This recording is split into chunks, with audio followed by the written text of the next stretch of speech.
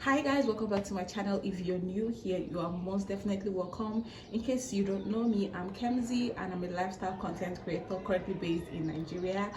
We are still on our episode of becoming a mom. So recently I found out that I was pregnant, and yeah, the journey has been smooth ever since. As a first timer, as a new taker, as somebody that is just coming into the industry, that is just wanting to join the mommy gang, I have a lot of things to say from my own perspective. And in today's video, I'm actually going to be sharing my experience as a first-time mom who has successfully passed her first trimester. One thing I want to let you all understand, especially if you're a new taker, is that once you take in, pregnancy is just like getting married. Once you are newly wedded with your husband, everybody is going to come and want to give you advice, but the ones that have been married, the ones that are currently married, the ones that are divorced, even your single friends are going to give you advice. Most of those advice are actually coming from most of those advice are actually going to work if you sit down and look at it very well, but most of those advice, you yourself, deep down that this one is not going to work for me. And most of this advice are actually coming from what they've experienced, what they've seen, what they have done, and it has worked for them. But the question is, if you imply that in your own home, is it going to work for you? That's it. So that is actually how pregnancy is. Once you find out you're pregnant and you announce it to your family, friends, even people that do not know you, like my social media people, everybody's going to come up with their own advice. It's good. That's just how we are built. When I found out I was pregnant and I told a couple of people, my friends, my family, and well-wishers, of course, they told me things that they have experienced. And also from my own end, I am a social media person. Like, I sleep on social media, I wake up, I do everything on social media. So TikTok is one place that I've been getting lots of advice from, and that place can be very, very toxic. In fact, if you're a first-time mom and you want to protect your sanity, you want to be fine, I would advise that you filter the way you consume what you see online, because those people can be actually very misleading. Imagine me being a registered nurse. There are some information that I get from the internet that I question. I ask myself, Abi, is it not this thing that I like? Is it not this thing that I know? Why is this person making it sound like it's not it? That's how frustrating it can be. This is for me that is a registered nurse. If you don't have any medical background, you're just the first time mom coming inside and then hearing some certain kind of thing, you'll be overwhelmed. Anyways, that being said, I'm going to be talking about my expectations versus my reality. My expectation is things that people have said that will happen in your first trimester, things that people have told me that I would experience in my first trimester, versus what I actually saw in my first trimester. Yeah, so for me not to forget any part of what I want to say, I actually made a list of them, because I just noticed that these days I forget things a lot. The other day I forgot my food. I forgot my food. Like, the food was there, the water was there. I don't know how, but I carried the water and I left the food. It was when I went to work that I realized that you didn't carry the food, but you carried the water, and the water was together with the food. Another time, I administered a medication to a patient, and instead of documenting it in the patient's folder, I documented it in another patient's folder. It's not been easy, but I thank God that I have very lovely colleagues that understand that this thing that is doing me is not ordinary. It's a hormonal imbalance. Anyway, I'm going to be starting from the first, which I have here in no particular order actually. The first one I have here is, somebody actually told me that first trimester is harder than labor. When I heard this one, I was kind of shocked, because I was like, hey, and these are one of the things that actually scared me. Like, these are one of the things that contributed to my fear factor. If I think about the shege I'm going to, when I sit down and I think about the shege I am expected to go through in my first trimester, I would just start repositioning my brain in order to be able to adapt to that particular situation. So as somebody told me that first trimester is actually harder than labor pain, that if you can survive first trimester, then labor pain is just nothing. So when I came in, when I found out, I was actually programming my mind that this thing over there is you. So I need to be strong. And when I wake up every morning, I give myself words of affirmation. I have said this before. I tell myself that you're strong, you can do this. Other people have done it, you do it. Blah, blah, blah, blah.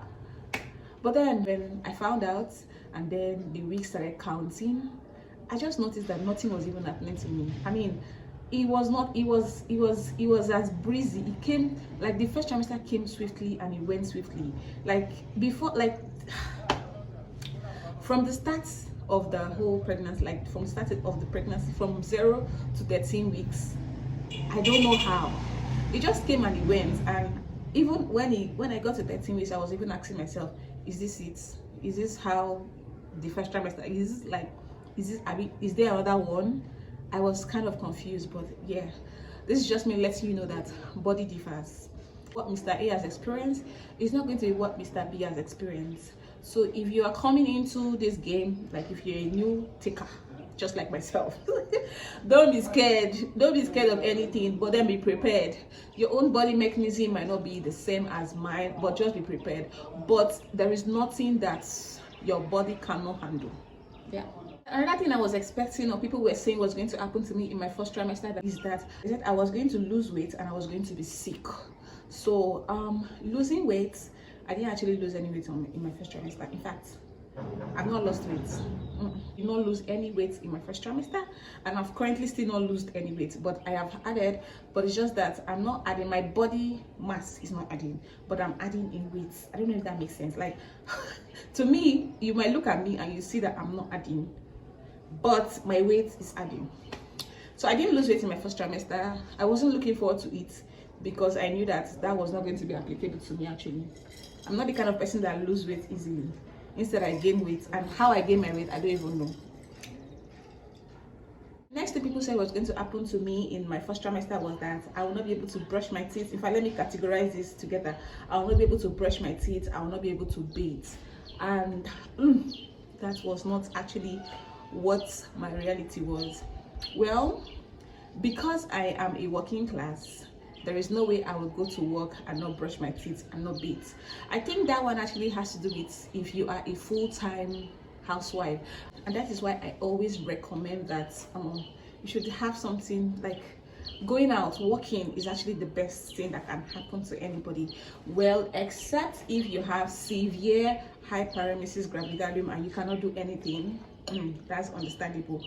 But if you are okay, you are fine, your body can tolerate it, you yourself can tolerate it, I will not advise that you stay at home, because if you are pregnant and then you stay at home, you will be so lazy. You will be thinking about the whole situation that you are in, and it's actually going to be weighing you down, both spiritually, emotionally, physically, and otherwise. So if I know that I have to go to work, there is no way I would go to work without brushing my teeth, or there's no way I would go to work without bathing. So that one was not applicable to me. But on days where I am off duty, I used to look at myself in the mirror and see how miserable I am. Imagine I have to go to work every other day, and then the day or 2 days that I am off duty, the way I look so unkempt, it is always so hard for me to even maybe comb my hair, or even all I want to do is just maybe eat and sleep, eat and maybe watch a movie, and then I go back to my bed. So that just automatically made me know that had it been I wasn't working, I would have been among the kind of people that would say, oh, pregnancy is not going to make you brush your teeth, it's not going to make you bathe. Pregnancy cannot stop you. Well, I don't know, but I feel like pregnancy cannot stop you from doing any of those things. It is just because you don't have anywhere to go to. Because if you have somewhere to go to, there is no way you would tell me that you are going to go out without brushing or bathing. So please, if you're pregnant, don't use your pregnancy as an excuse to stay at home, except of course it is recommended to you by your doctor, or you have any underlying issue. But if you're okay, you're fit, you're fine, please get something doing, because it's even part of you exercising your body. So yeah, don't be idle. The thing that people were saying was that they couldn't drink water, they couldn't eat, they were not having appetite. Well, for me, water, just like I drink, I take a lot of water. Water is actually one of my, water is my best friend.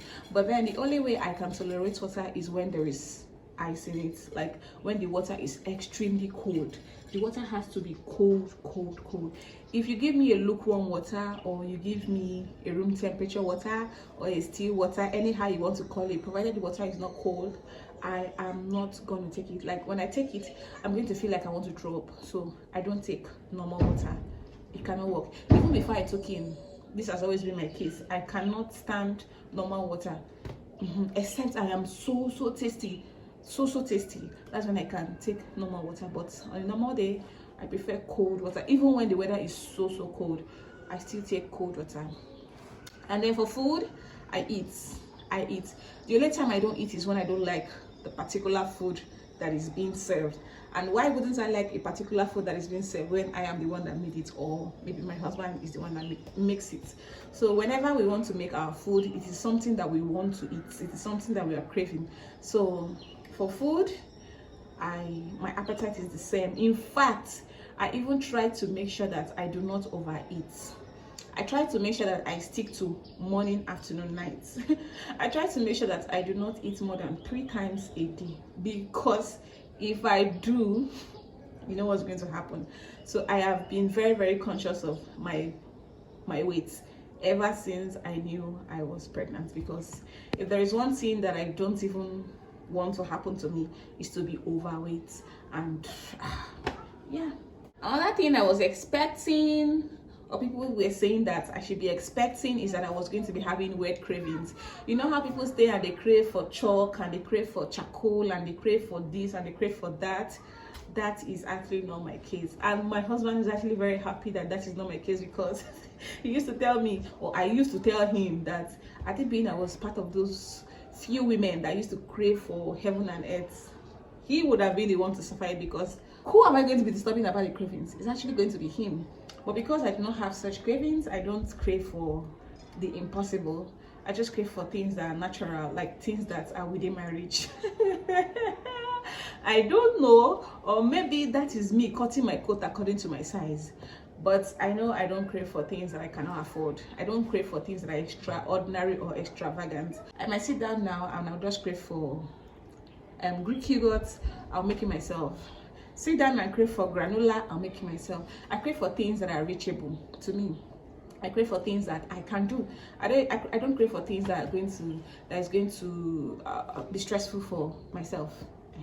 My recent craving, like as I'm seated here now, as I'm talking to you now, my recent craving is actually fish roll. Like there's this fish roll I saw on Instagram. I was scrolling through Instagram yesterday and I saw this fish roll. Hi, this fish roll is so sweet. And if small change enter my hand now, I'm actually going to go and make that. Like any day like this, I have any chance and I have any money, I actually go and satisfy that my craving, because these days snack in Nigeria is weird. Once you buy even meat pie, what you are seeing is potato and all of those like you can't even eat a good snack. So I don't even know where I'm going to buy it. So I am not even thinking of buying it. I'm thinking of making it, because when I make it, I'm going to fill it up the way I want, and it's going to be as rich as I am envisioning it in my head. You understand? So one of these days I'm going to satisfy my fish roll cravings. So yeah. Another thing that people actually told me that I should be expecting was that I was going to be spitting everywhere. And yes, they did not actually lie about that one. I think that was actually my problem. Like that was my biggest, that was the only thing that made me knew that I was pregnant. That was the thing that showed me shaggy. Spitting showed me shaggy. Okay, you know, in the bed, there's 2 passageway. So my husband comes out through the side while I come out through the side. So my own part where I come out, when I sleep, when I go to bed, I go to bed with a nylon. And with that nylon, that is where I actually spit in, because sometimes when I'm sleeping, my saliva is actually going to choke me and I have to wake up and spit it out. And I don't want to wake up and start going to the toilet, because it's going to disturb my sleep. So I have to just wake up and cough and then spit it out. So spitting was actually something that frustrated me, even while I was at work.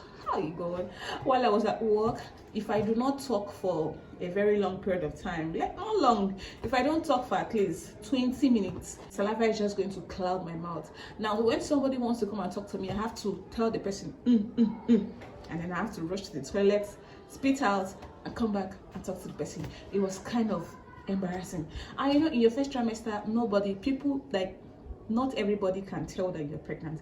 So they are just like wondering, why is this nurse weird, or why is this person weird? They're just looking at you, especially when I'm at work. Because if it is when I am at work that I get to see or interact with many people. But if I'm in the house, it's not just my husband, I'll just do my thing. When I'm at work, It was so frustrating. I actually got some antidotes. Some people said I should use bitter cola. Bitter cola actually is not something I like. Bitter cola, anything bitter is not my choice. It's not my thing. So I tried to use bitter cola, but it just didn't work. Like, I didn't like it because of the taste, so I stopped it. And my sister actually suggested I use garden egg. She said she also was using garden egg. I used garden egg for like 2 weeks, and 2 weeks, okay, 3 days or 4 days, not up to 1 week. I used it for some time. Those 3 days or 4 days, it actually did the thing. You know, it tried, but I wasn't consistent, so I dumped that one. But what I stick to was Tom Tom, Baba Blue, or any sachet sweets at all, something that was actually sweet. But that one I was hiding to do it because my husband was actually against it. My husband said I shouldn't consume too much industrial sugar, so he wasn't okay with the fact that I was taking that. So I was secretly buying them and going to work, especially when I want to go to work. When I go out, I buy it and I put it in my bag and I go to work. But when I come back home, I continue with my normal lifestyle. So if you are in this stage, if you have been spitting everywhere, I think you should just stick to maybe garden egg or bitter cola. I think that one is the best. But say consuming excessive sugar, industrial sugar, just like my husband would say, I think it can be very risky to you because it can accumulate in your body and predispose you to gestational diabetes. Sometimes when your husband knows too much, it's not actually good because you go follow suffer. Because before I do something like this, my husband is already telling that, you know, you're not supposed to be doing this. Anyways, did I forget to talk about vomiting and nausea? So that is like the number one thing I was even supposed to say, because people were like, it is expected that when you're in your first trimester, vomiting and nausea is something that you should experience. Well, for me, that wasn't the case. Never for once did I ever vomit.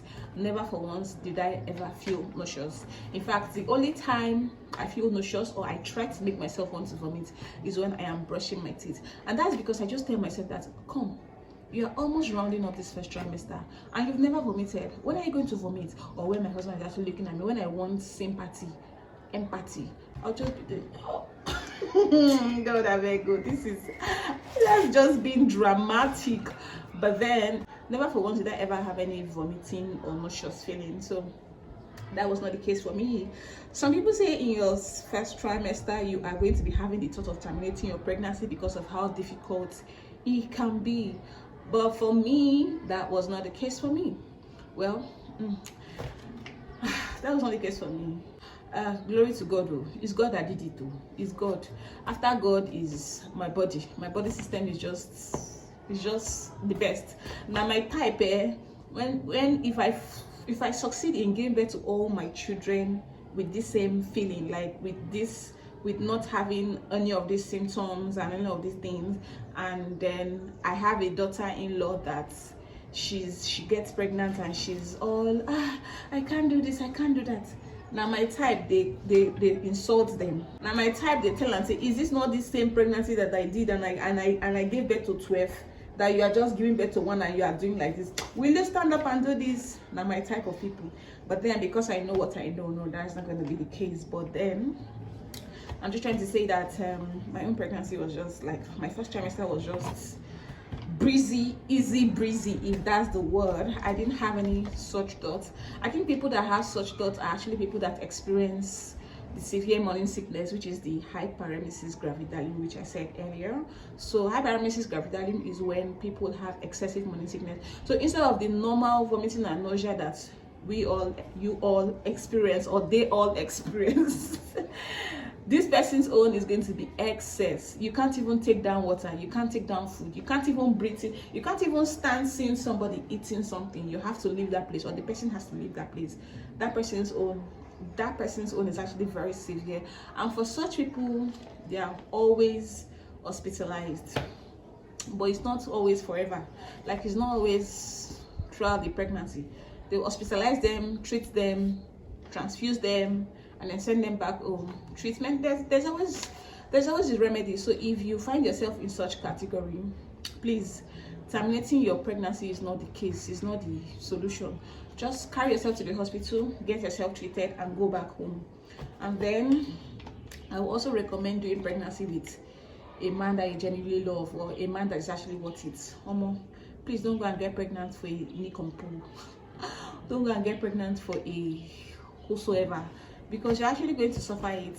Imagine going through all of these things that I've said with somebody that is not appreciative.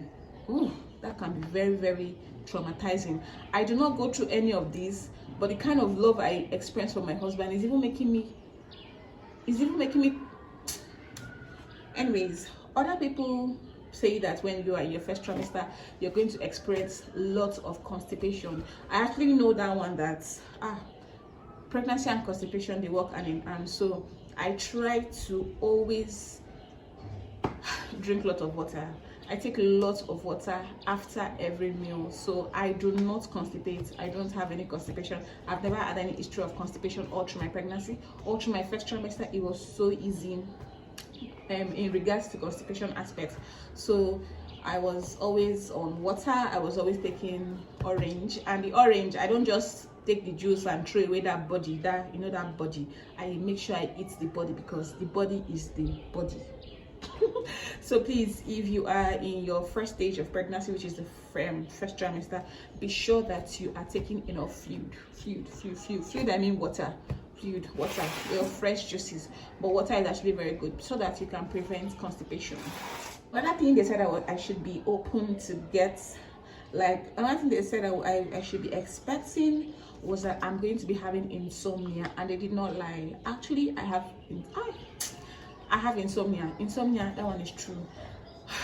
When I sleep, in fact, these days, throughout my first trimester, up until now, if I sleep and I wake up, I don't go to bed too early, because if I go to bed too early, I would find myself waking up by 12 a.m. And when I wake up by 12 a.m., I cannot go back to sleep again till it is 5 a.m.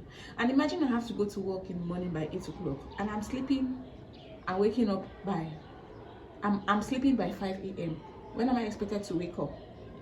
It just doesn't make sense. So these days, what I do is that, like ever since what I do is that I try to keep myself awake till like 11, 12, while I wait time with either editing a video or just watching movies online, or just doing things randomly with my phone, so that I can buy time and I can sleep by either 11 or 12.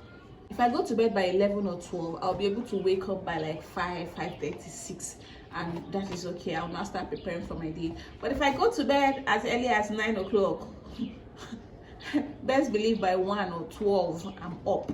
And once I'm up, there's nothing on this air that is going to make me go back to bed. I will be awake, pressing my phone, thinking, looking at the ceiling, just being, it's not nice. So insomnia is actually what I experienced that one. The next thing that is expected of us in our first trimester is actually catarrh. For me, I didn't really have any catarrh. What I had was actually nasal congestion. I don't know, but catarrh is when something is like when you are producing something. But nasal congestion that I was having, I wasn't producing anything. That's why I'm saying I had nasal congestion. It was not productive. Like the congestion was not productive. Nothing was coming out. It's just that I cannot breathe. I just feel like there's something in my nose, but when I try to blow it, it does not blow out. So I just didn't do anything. I didn't take any medication. I didn't take anything. Sometimes I just stick to hot water, and then I inhale hot water and this silver bed thing that children use, this aboniki. I use aboniki, and then I use hot water, and I also use hot water to bathe sometimes, not too much. So that is another thing that I experienced in my first trimester. The last thing that I want to talk about is actually skincare. Please, ladies and gentlemen, do not take pregnancy as an excuse for you to dump your skincare, except obviously you're not a skincare enthusiast. You're not a skincare girly. You've never ever loved skincare. You've never ever done skincare. Yes, you can skip skincare, but if you are into skincare, don't take pregnancy. Don't use pregnancy as an avenue for you to skip your skincare routine, because no, it's not going to work. Pregnancy does not mean you should stop your skincare routine. It just means that you should check your skincare routine. Anyone you feel like, any products or ingredients you feel is going to be harmful to your baby, you eradicate that one. You just do away with that one, and then you replace the harmful products you have with safe products. So once you find out that you are pregnant, all you need to do is just check and see what you're using. If they're not safe, you throw them away. If they are safe, you actually keep them. For me, once immediately I found out I was pregnant, from the first video I posted, you see that immediately that same day I went to shop for new skincare. My sunscreen, my Neutrogena, everything I had that I knew were kind of expensive, that I dashed it out. I gave it out because I didn't want it, because if I kept it, I kept it, I'll be tempted to say, let me just apply it today, nothing's going to happen. But then because I didn't just even want to do it, I just gave it out so that I won't even be seeing it. So please, make sure you up your skincare game. Get nice product that you're going to be using. Don't go and be looking like juju. Don't go and be looking like juju, because I don't understand. Anyways, that's my own. I hope this video is actually helpful to somebody. If you're an old taker in this game, in this game of motherhood, please drop your thoughts in the comment section. Let us know what you've done that has worked out for you, and if you're a new taker and you did something that is good, let us also know what you have done that is working out for you. We'll be in the comment section and we'll be learning there. Thank you guys for watching. See you in my next video. Bye.